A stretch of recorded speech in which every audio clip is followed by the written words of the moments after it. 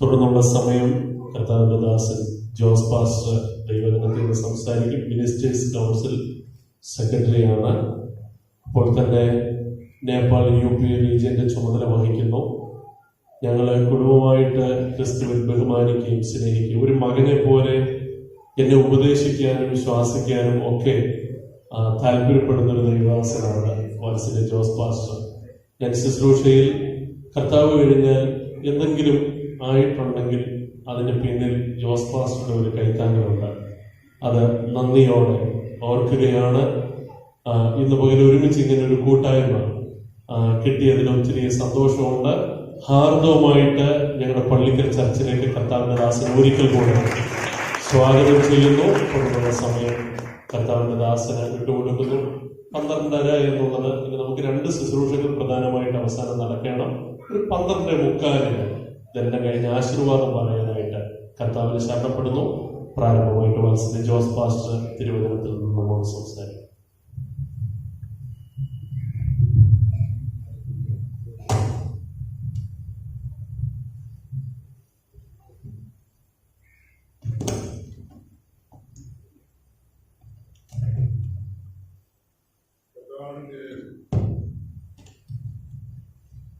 പരിശുദ്ധനാമത്തിന് നന്ദിയോടെ സ്വാഗതം ചെയ്യുന്നു.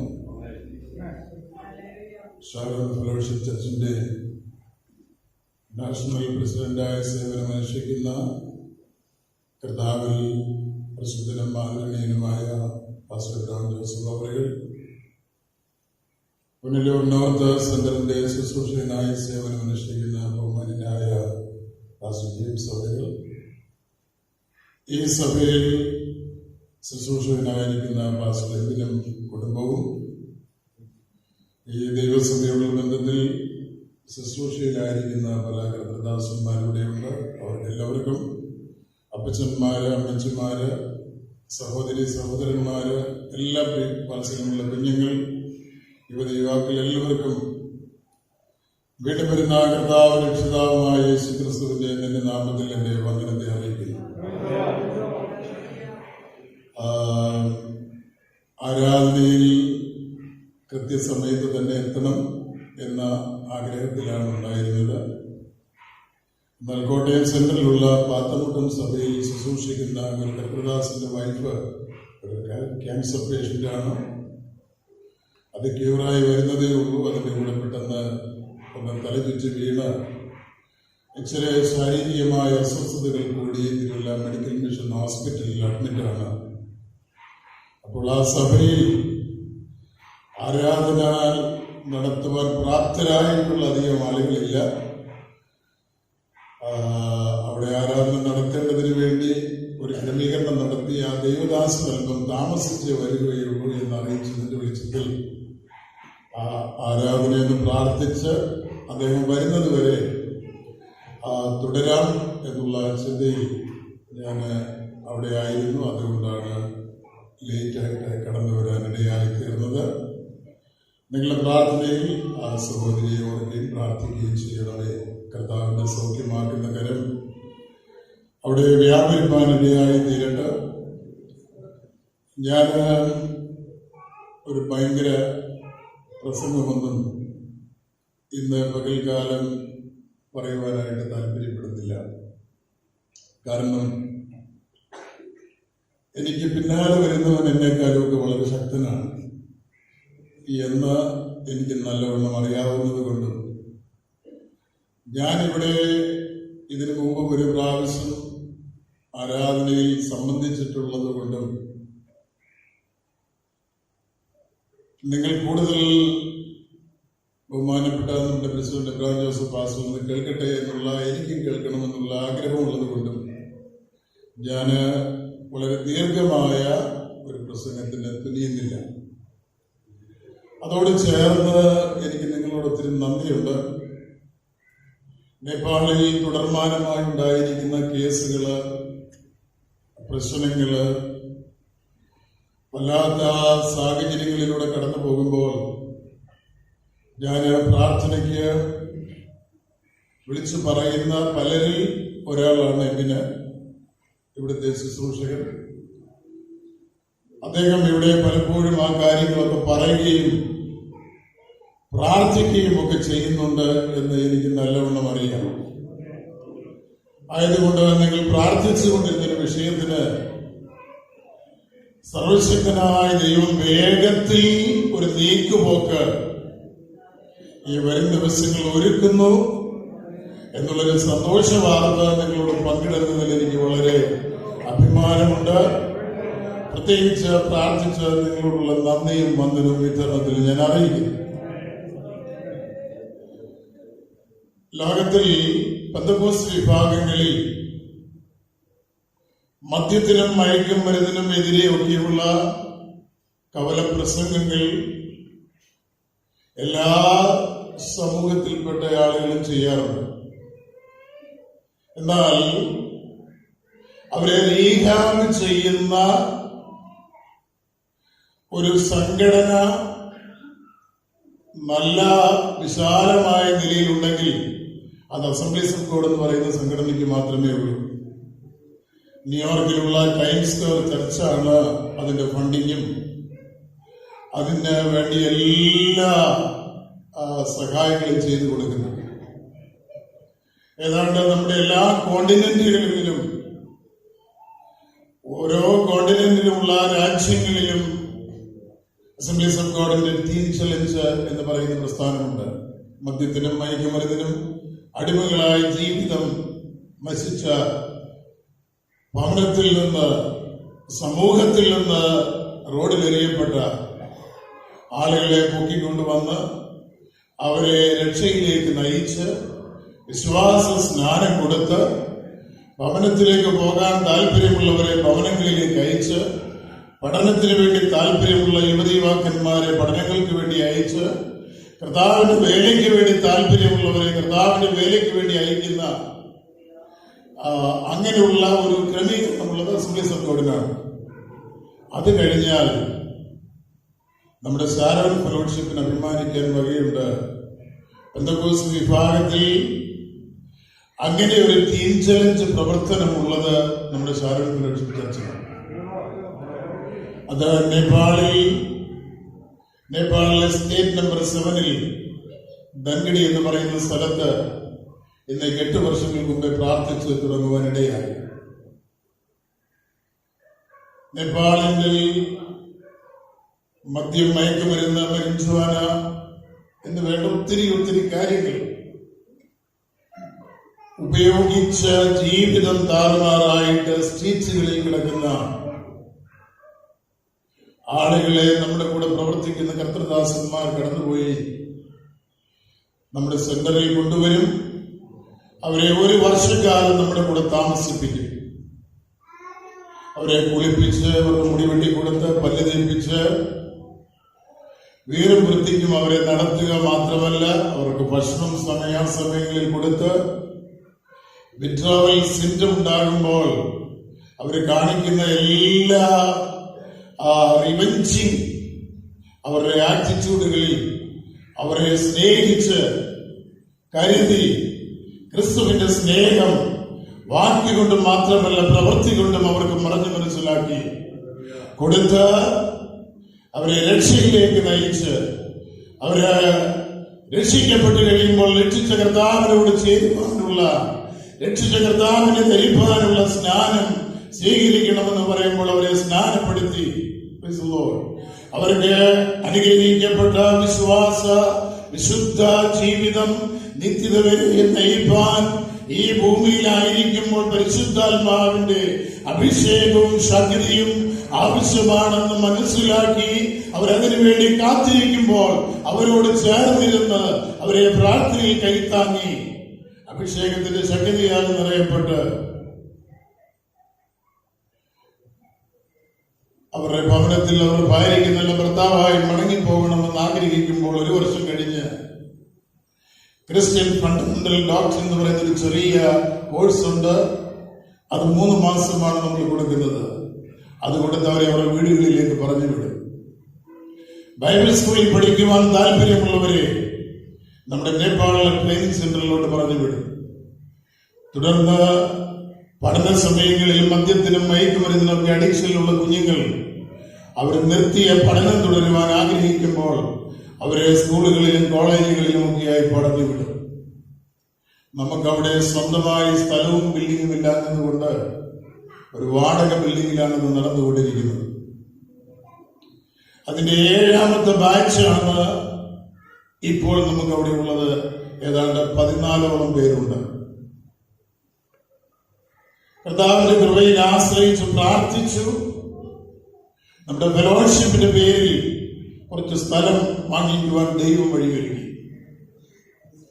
അവിടെ ബിൽഡിംഗ് പണിയുവാനുള്ള ക്രമീകരണങ്ങളൊക്കെ ചെയ്തപ്പോൾ അവിടുത്തെ നാട്ടുകാർ കൊണ്ടുപോയി കേസ് കൊടുത്തു. അവരുടെ സ്വൈര്യ ജീവിതം കെടുത്തുവാൻ നേപ്പാളിൽ നടക്കുന്ന വട്ടക്കുറുക്ക്, ഭ്രാന്ത്, ഇതെല്ലാം ആളുകളെ കൊണ്ടുവന്ന് ആ മനുഷ്യവാസമുള്ള ഏരിയയിൽ താമസിപ്പിച്ച് അവരുടെ സ്വൈര്യ ജീവിതം കെടുത്തുന്നു എന്ന് പറഞ്ഞ് കേസ് കൊടുത്ത് നമ്മളുടെ അവിടുത്തെ പ്രൊജക്ടിന്റെ പണികാര്യങ്ങൾ സ്റ്റോപ്പ് ചെയ്യിക്കുവാനിടയായി. കൂടാതെ 1000 പേരെ ഞാൻ പണം കൊടുത്ത് കൺവേർഷൻ ചെയ്തു. അത് മറ്റൊരു കേസ് നിങ്ങളൊക്കെ പ്രാർത്ഥിച്ചിട്ടുള്ളതാണല്ലോ. ചിലൻസോവിന്റെ പേരിൽ സ്ഥലത്തോടുള്ള ബന്ധത്തിൽ കേസ്. അങ്ങനെ ഈ ഒരു വർഷമായിട്ട് കേസിന്റെ പുറകെ കേസ്.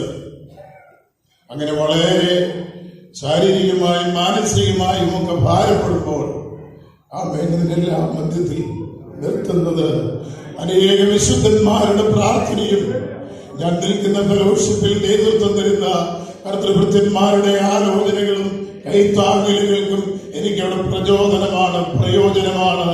അതിൽ പ്രാർത്ഥനയിൽ ഒരു വാക്കുകൊണ്ടെങ്കിലും കൈത്താങ്ങിയിട്ടുള്ളവരാണ് നിങ്ങളെ ഓർത്ത് ഞാൻ ദൈവത്തെ സ്തുതിക്കുന്നു.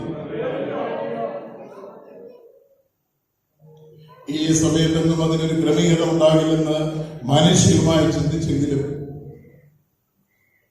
കഴിഞ്ഞ ദിവസത്തെ ഈ ഇറങ്ങിനെ വേണ്ടി വിളിച്ചപ്പോൾ ഞങ്ങളുടെ സ്റ്റേറ്റിന്റെ ചീഫ് മിനിസ്റ്റർ അദ്ദേഹത്തിന്റെ സെക്രട്ടറിയുടെ കൈവശം ഒരു ലെറ്റർ നമ്മളെ റെക്കമെൻഡ് ചെയ്ത് കൊടുത്തയച്ചു പോട്ടെ.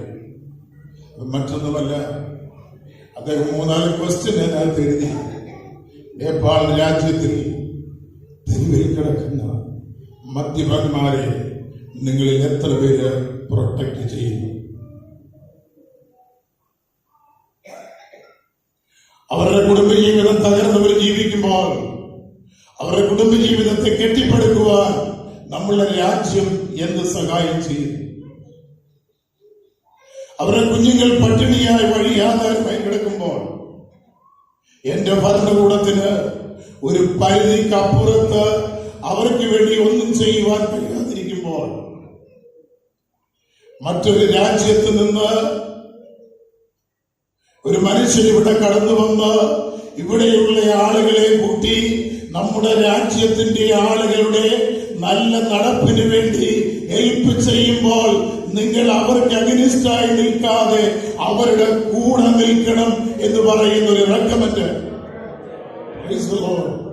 ഈ പുസ്തകത്തിൽ എഴുതിയിട്ടുണ്ട്. രാജാക്കന്മാരുടെ മനസ്സ് നമ്മുടെ ദൈവത്തിന്റെ കരങ്ങളിൽ ഇരിക്കുന്നു. അത് അവൻ ഇഷ്ടമുള്ളിടത്തേക്ക് അവൻ തിരിക്കുന്നു. അവൻ ഇഷ്ടമുള്ളിടത്തേക്ക് അവൻ തിരിക്കുന്നു. അവൻ ഇഷ്ടമുള്ളിടത്തേക്ക് അവൻ തിരിക്കുന്നു. ഇവിടെയുള്ള സകല പക്കലും അധികാരമുണ്ട്.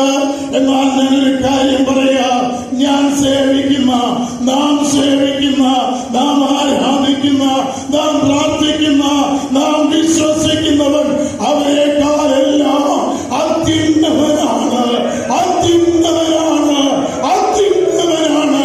അവന്റെ ടെറിറ്ററിയുടെ അണ്ടറിൽ മാത്രമേ ഇവിടെയുള്ള സകലം വരികയുള്ളൂ.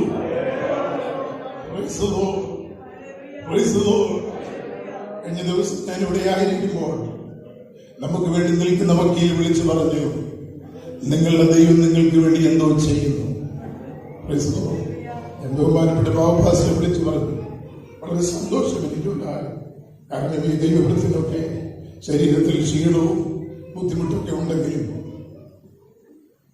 പലപ്പോഴും ഒരപ്പന്റെ സ്ഥാനത്ത് ഉള്ള പടഞ്ഞു നിൽക്കുന്ന സമയങ്ങളിൽ എങ്ങനെയുണ്ട് വിളിച്ച് കാര്യങ്ങൾ അന്വേഷിക്കുമ്പോൾ അത് ഞങ്ങൾക്കൊരാശ്വാസമാണ്. ഞാൻ ആദ്യം അദ്ദേഹത്തോട് വിളിച്ചു പറഞ്ഞു, കർത്താവ് വരാൻ താമസിച്ച അടുത്ത വ്യാഴാഴ്ച വർഷങ്ങൾ നീണ്ടുപോകേണ്ട ഒരു വിഷയമാണ്. മാനുഷികമായി നോക്കിയാൽ യാതൊരു സാധ്യതകളുമില്ല. കേസ് കൊടുത്തിരിക്കുന്നവരെ അവിടുത്തെ ഹൈക്കോർട്ടിന്റെ സാന്നിധ്യത്തിൽ വിളിച്ച് ഡിസ്കഷൻ നടത്തി ഒരു ക്രമീകരണത്തിലേക്ക് വരുത്തുവാൻ അവിടുത്തെ ചീഫ് മിനിസ്റ്റർ നമുക്ക് വേണ്ടി വാദിക്കുവാനിടയായി. നിങ്ങളുടെ പ്രാർത്ഥന ഇതിലുണ്ടായിരുന്നു. തുടർന്നും അതിനുവേണ്ടി പ്രാർത്ഥിക്കണം. അടുത്ത വ്യാഴാഴ്ച നെല്ലും പതിരും തിരിഞ്ഞ് നമ്മുടെ കൈകളുടെ പ്രവൃത്തികളെ സാധ്യമാക്കി തരുന്ന, നമ്മുടെ കൈകളുടെ പ്രവൃത്തിയെ സാധ്യമാക്കി തരുന്ന, നമ്മുടെ കൈകളുടെ പ്രവൃത്തിയെ സാധ്യമാക്കി തരുന്ന 95-ാം സങ്കീർത്തനത്തിൽ പറയുന്നത് പോലെ മഹാദൈവമായവന്റെ കാലം ഹൈന്ദവ രാജ്യത്തിലെ ഭരണകൂടത്തിൽ ഇറങ്ങി നമുക്ക് വേണ്ടി നെഹമ്യാവിന്റെ പുസ്തകത്തിൽ ഇങ്ങനെ പറയുന്നു: തന്നെ സ്നേഹിക്കുകയും തന്റെ കൽപ്പനകളെ പ്രമാണിക്കുകയും ചെയ്യുന്നവർക്ക് വേണ്ടി അവന്റെ ദയയും നീതിയും കൽപ്പിക്കുന്ന മഹാനും ഭയങ്കരനുമായ ദൈവം. ഇന്ന് പകൽക്കാലം എന്നെ കേൾക്കുന്ന ദൈവമേ, നീ ദൈവത്തെ സ്നേഹിക്കുന്നുവെങ്കിൽ, നീ ദൈവത്തിന്റെ കൽപ്പനകളെ അനുസരിച്ച് ജീവിക്കുന്നുവെങ്കിൽ നമുക്ക് വേണ്ടി ദയ കൽപ്പിക്കുന്ന ഒരു ദൈവമുണ്ട്, ദയ കൽപ്പിക്കുന്ന ഒരു ദൈവമുണ്ട്, നീതി പ്രവർത്തിക്കുന്ന ഒരു ദൈവമുണ്ട്. ആ ദൈവം ഇറങ്ങി വരും, ആ ദൈവം ഇറങ്ങി വരും, ആ ദൈവം ഇറങ്ങി വരും, ആ ദൈവം ഇറങ്ങി വരും. ആ ദൈവത്തിലാകട്ടെ നമ്മുടെ ആശ്രയം.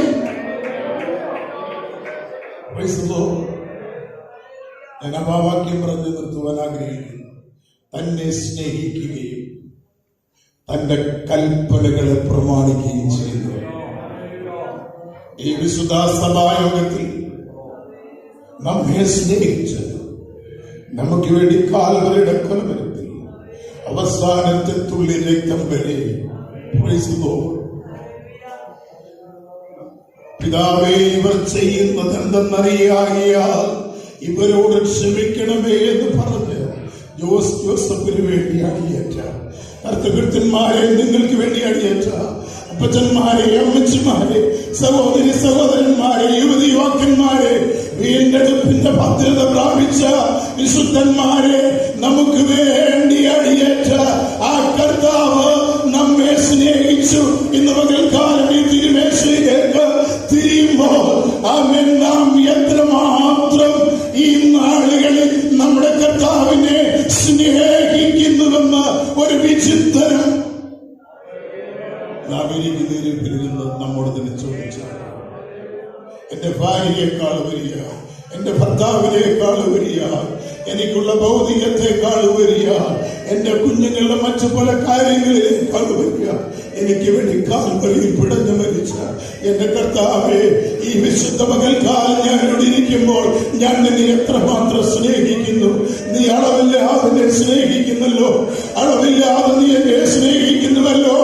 എനിക്ക് നിന്നെ എത്രമാത്രം ഈ ആയുസ്സിൽ സ്നേഹിക്കാൻ കഴിയുന്നു. രണ്ട്, നെഹമ്യാവ് പറയുകയാണ് അവന്റെ കൽപ്പനകളിൽ ഏറ്റവും ഇഷ്ടപ്പെടുന്നത്. കാലാകാലങ്ങളില്ല, വ്യക്തിപരമായും കുടുംബമായും തലമുറയായും നമ്മുടെ ആത്മീയ ഭൗതിക പ്രവർത്തന മേഖലയിലായി തമ്പുരാൻ നമ്മളോട് പറഞ്ഞിട്ടുള്ള ഒത്തിരി കൽപ്പനകളുണ്ട്. ഈ പുസ്തകത്തിൽ ഈ കൽപ്പനകളെല്ലാം രേഖപ്പെടുത്തിയിട്ടുണ്ട്. അത് 100 ജഡത്തിൽ പാർക്കുന്നവരെന്നുള്ള നിലയിൽ എനിക്ക് നിങ്ങൾക്കും ഫുൾഫിൽ ചെയ്യാൻ കഴിയത്തില്ല. എങ്കിലും ഹൃദയത്തിന്റെ ആത്മാർത്ഥതയിൽ നിന്നുകൊണ്ട് കർത്താവേ, നീ എന്നെ വരവേൽപ്പിച്ച കൽപ്പനകൾ എന്റെ നല്ല മനസ്സാക്ഷിയിൽ നിന്നുകൊണ്ട് ഈ വിശുദ്ധ പകൽക്കാലം ആരാധനയിൽ തിരുസന്നിധി ഇരിക്കുമ്പോൾ എന്നാലാവോളം എന്നാലാവും വിധം പൂർത്തീകരിപ്പാൻ ഞാൻ പരിശ്രമിച്ചു കൊണ്ടേയിരിക്കും എന്നുള്ള ഒരു സമർപ്പണമുണ്ടെങ്കിൽ ഒരു കാര്യം മനസ്സിലാക്കുക: ദയ കൽപ്പിക്കുന്ന ഒരു ദൈവമുണ്ട്, ദയ കൽപ്പിക്കുന്ന ഒരു ദൈവമുണ്ട്, കരുണ കാണിക്കുന്ന ഒരു ദൈവമുണ്ട്.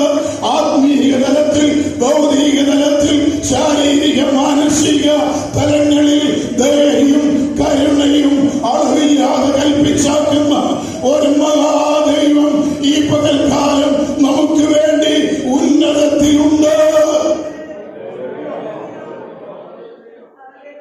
ദൈവത്തിൽ ആശ്രയിച്ചു, ആ ദൈവത്തെ സ്നേഹിച്ചു, ആ ദൈവിക കൽപ്പനകൾ പ്രാപിച്ചു കർത്താവിന് വേണ്ടി നമുക്ക് ലഭിക്കുന്ന ആയുസ്സിൽ മുൻപോട്ട് പോകുക.